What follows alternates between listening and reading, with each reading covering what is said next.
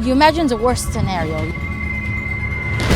A lot of dead people, a lot of severe injuries, exposed electricity, gas leak from cars or from buildings. I mean, it's just the immense destruction around. It's overwhelming. Everything we see around us is a result of one Iranian bomb.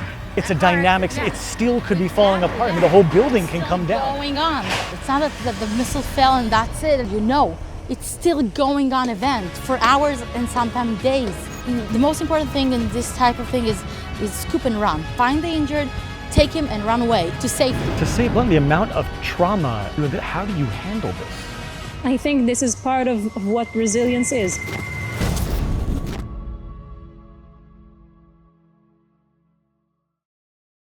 Israel is a hotspot for disasters. Every year, there are devastating forest fires around central and northern Israel. The country sits on a major fault line where earthquakes have leveled cities throughout history. And experts believe the whole country is overdue for catastrophic seismic activity, such as earthquakes, but also tsunamis along the Mediterranean coastline. In modern history, there has been war after war, including ground invasions, terrorist attacks, and massive rocket barrages from Iran and its proxies. Every time catastrophe strikes, there are the unsung heroes. These are the first responders, the people whose passion and dedication compel them to show up time and again right as disaster hits. We walked with two very different kinds of first responders at ground zero of a missile strike during what is now being called the 12-day war between Israel and Iran. During this time, Iran launched more than 500 ballistic missiles and over 1,000 drones at Israel, and most were intercepted.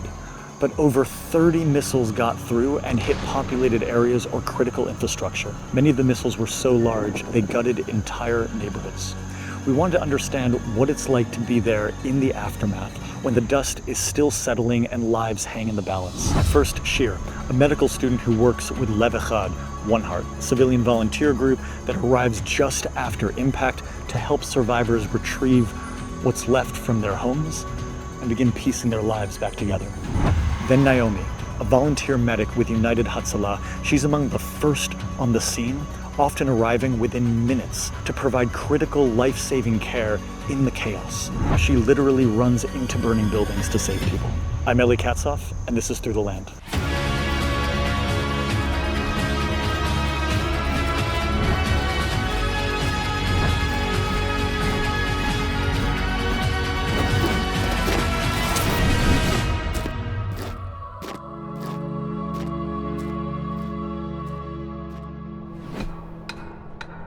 So, Shir, what we're seeing around us, can you explain what this place is? What happened here? So right now we're in Ramat Aviv, which is a northern neighborhood of Tel Aviv. It's not far from Tel Aviv University, by the way.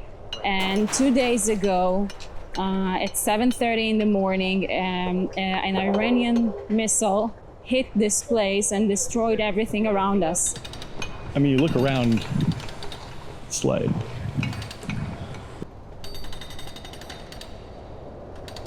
This is one rocket.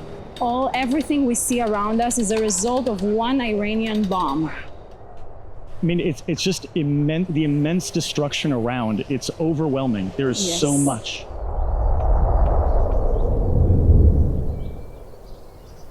So something that is particularly kind of amazing is that the contrast of that area, which is only, it's like 100 meters away, not even. It's like 20 meters away. And then a few meters away right here. Outside drinking coffee and life continues. I think this is part of what resilience is. If you can kind of explain to us, like, what do you guys do when you get there? What is your job? Because you're not a medical first responder. It's a different kind of first responder. What we do here and in the rest of the world, we go there with the people that their lives were destroyed in 1 second by one rocket, and we go in there with them. What kinds of things do you see when you go into there? Like, what do you find? Well, you find anything that makes a person who he is, basically. I saw bottles of medicines, of high blood pressure and anxiety and diabetes, and I thought, oh my gosh, this person that lived here now is, somewhere without his medicines. What is he going to do without his meds? Sure. And I remember seeing one time my favorite book from childhood on the floor. Your favorite book? Just, Wow. Looking at me from the ashes on the floor, torn up. And then I took it in my hand and I opened it, and I saw a name of a child that this is his book. And what I see is what's left, but everything we see around it is what isn't left.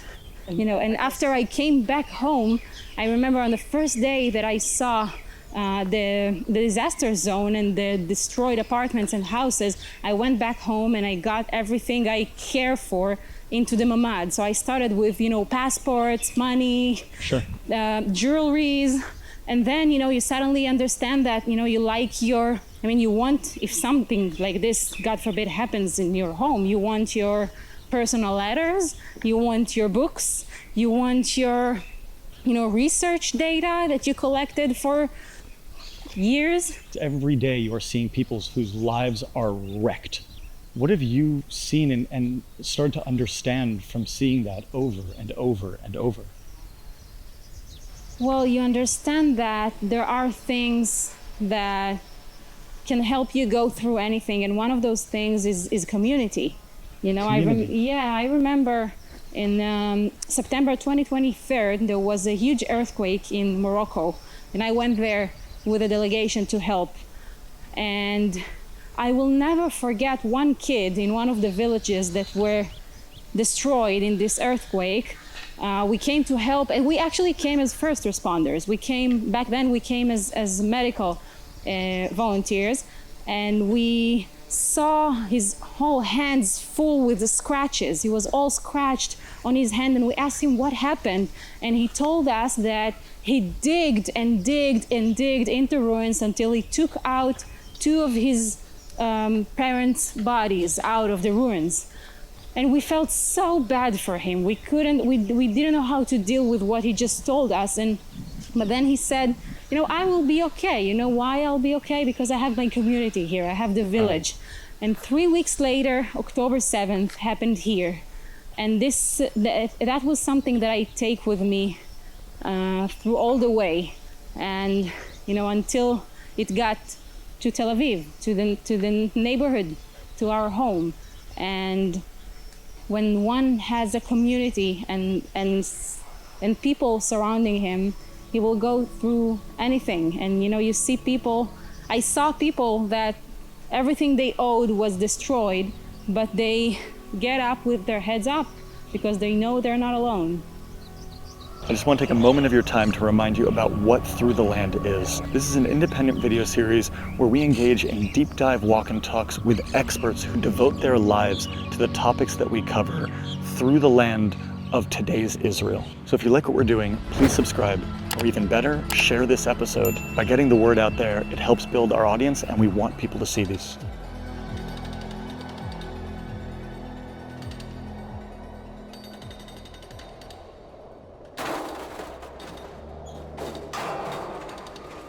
Wow.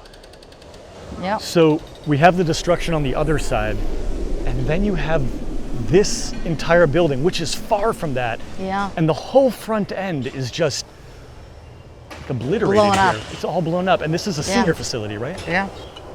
So what does a senior facility like this do during a rocket attack? Already from last week, most of the tenants that are functional, can walk or have family, so they already evacuated a lot of them. They only left in this type of facilities the people that cannot walk or don't have families to go to. Sure. And the people that did stay, they were already in a safer zone. And Naomi, you're a first responder. I mean, you're someone who shows up the moment the rocket hits. I mean, what does a first responder do when an entire building has come down in a giant explosion?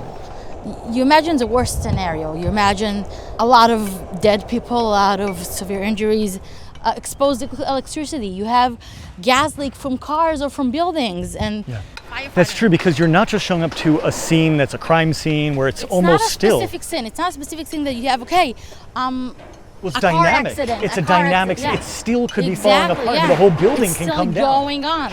It's not a car accident. You know that you get to the scene, you shut the car down, the car that was hit, you shut it down, and then you treat the person.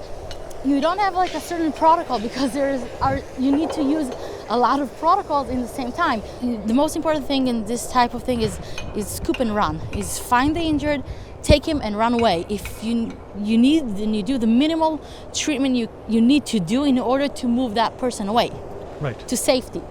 You're still in the middle of the event. It's not that the missile fell and that's it, and then you just handle the casualty around you. No. It's Right. still going on event for hours and sometimes days. It could be days. I mean, even right now, like, this is a few days Yeah. later, and they're still taking pieces Yeah, out. yeah, because it's the other dangerous. site is a red Yeah, zone where you can't walk in because they think the building could fall down on all us. the glasses from all the windows can collapse on you in any minute. Something I've been wanting to know and understand. When we look at this scene, and when you see this giant destruction, essentially, and yet then this entire building, this entire building over here is just completely gone. Yeah. The blast blew through to the other side, and yet nobody died. Nobody. How is that possible? Pure miracle, and also the Israeli lifestyle. I mean, it's sad, but we know that we have to keep ourselves safe all the time. We know we have to run to a shelter. I mean, compared to other countries that are still in war, even in Ukraine, and I have Ukrainian friends, and they tell me, they laugh at me. They have ballistic missiles every day for already like few years, for already more than 3 years. And they tell me, we don't run to a shelter. We don't even have a shelter. Right. And we do. So what I think really good about the Israeli people, that we have these facilities and we use it, and you can see how it actually helps. Going inside the mamad, the safe room, the inside house safe room, saving life, period. Something I'm trying to understand, you've personally been a first responder in some major events here. You were there on October 7th among the worst of tragedies, massacre, and you were right in the middle of it. Then 1 year later, you were in the fires right outside of Jerusalem, and massive fires next to your house. Yeah. I mean, it's all next to your house. Israel's a very small place. Yeah, everything is pretty close. And then just a year after, or not even a year, I mean, some months afterwards, suddenly you're in what they're now calling the 12-day war, or, different names. Yeah. The amount of, to say it bluntly, the amount of trauma and stuff that you have, how do you handle this? It's, for me, as I told you, when you go into a car accident, you have a car accident, then the first thing you need to do is go back on the road. So you're not gonna just sit inside the trauma and make all your fears, and you wanna handle the fear, you wanna face your fears. So me going out and saving life again and again and do what I know how to do good, then it helps me, it cures me. There's something you uniquely, I mean, having been through so many of these kinds of attacks and truly traumatic situations that are not just life-threatening, but that are immediate, where you have to spring into action. But what advice would you have for anyone in a high-stress situation? First of all, it's acknowledge the fear. You have a fear, and then you take a deep breath and, okay, yes, this is terrifying. Shut it out for a minute. Don't shut it out completely. Say, I will deal with this in a minute. Now I will focus on the simple things I need to do in order to survive, or in my case, stick to the protocols I know in my head in order to save people. What does a person do there's this often idea of the deer in headlights. So many people in a situation, I've seen it myself, I mean, being out in some of these situations myself, people think I'm a little crazy, and I've noticed that some people, when I'm driving with them and they start hearing the booms, they freeze. And it's understandable. It's a normal thing to happen, and many people have this. How does one break yourself from that freeze? Have you seen it? Is there any? I'm experiencing it. Really? As I said again, it's terrifying for everyone. When the first siren goes on, then yeah, I freeze for a minute. And then I'm like, okay, breathe. What do you need to do when the siren is going on? You stick to the basic things you know. If I'm outside, then I'm gonna lay on the ground and I cover my head. And it's terrifying. This 1 minute or 2 minutes that the siren is on, it's always terrifying. But how do you break from that if you're in that panic? And you see people in these panics, I'm sure, all the time. How do you break them from it? What can a person do themselves to break them from that moment of paralyzed? I mean, they're paralyzed. One of the things is grounding yourself, is feel the ground. If I see, and I was in a shelter, we were in a group with United Telemedics in Rehovot when the sun was on one night, and we're in some neighborhood, and a lot of elderly people was there coming down to the shelter. It was a communal shelter, not a house. And there were a few old women that sat there, and they were freezing and shaking. So I asked them, like, can I touch you? Can I hold your hands? And when you hold someone's hands, grounding. If you could touch something that is next to you, that physically you could feel that it's solid.